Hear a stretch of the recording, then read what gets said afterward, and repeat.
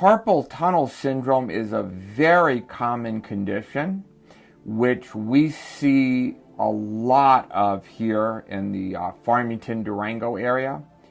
And it's a condition where people develop a pinched nerve in their hand that can result in pain, numbness, tingling, and weakness in their hand. One of the biggest symptoms that people describe is numbness and tingling, and it's especially severe at night. It frequently wakes people up at night, and they have to shake or rub their hand to get relief. Some people run their hand under the water faucet in the bathroom to get relief. It can be a quite troublesome problem for many people, and it can really impact their quality of life. There are several ways to treat carpal tunnel.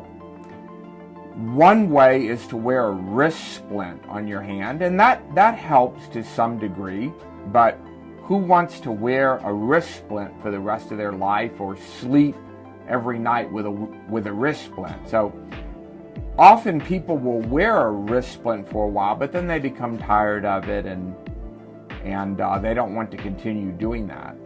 Another way to treat it, which some people recommend, is to give a steroid injection in the hand. And that sometimes works temporarily, but it doesn't generally seem to work on a long-term basis. The most definitive and potentially curative way to treat the problem is with surgery. So the surgery for carpal tunnel is a very good operation. It's a very successful operation, and most people that have this surgery are very happy with the results. It's not a major surgery in the sense that most people don't have to be placed under a general anesthetic. They don't have to be totally put to sleep for this operation. We usually sedate people lightly so they don't experience any pain during the surgery, but they're not totally asleep. And the surgery itself takes perhaps 30 or 45 minutes, and people go home the same day. Within a few hours of surgery, they're recovered and they're ready to go home. So once they get home, we give the patients a sling to wear so that their hand is elevated.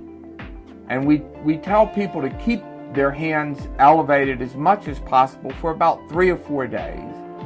And we see the patients back in our office after 3 or 4 days to check their incision and make sure they're doing well. And after 3 or 4 days, we take the large bandage that we place in surgery, we take that bandage off, and we just put a light dressing on, and we tell people to just slowly, gradually start using your hand again. We usually leave the stitches in for about 2 to 3 weeks. It takes a little longer for the hand to heal. And at that point, we just tell people to slowly, gradually get back to normal. We do have a hand physical therapy program with San Juan Regional that we sometimes send people to. If you don't treat carpal tunnel, it generally just tends to get slowly, progressively worse as time goes by. And if you let it go on untreated for months or even years, you can sustain irreparable damage to the nerve, at which point surgery may not be successful in relieving the pain. But most people seek medical attention long before they reach that stage. If you have a significant carpal tunnel syndrome and it's really causing a lot of numbness and tingling, and you're not able to sleep through the night, and it's affecting your job in the sense that you can't use your hand as well as you would like, surgery generally provides a very excellent degree of relief. We have a very nice clinic in Durango, and we see patients there every month.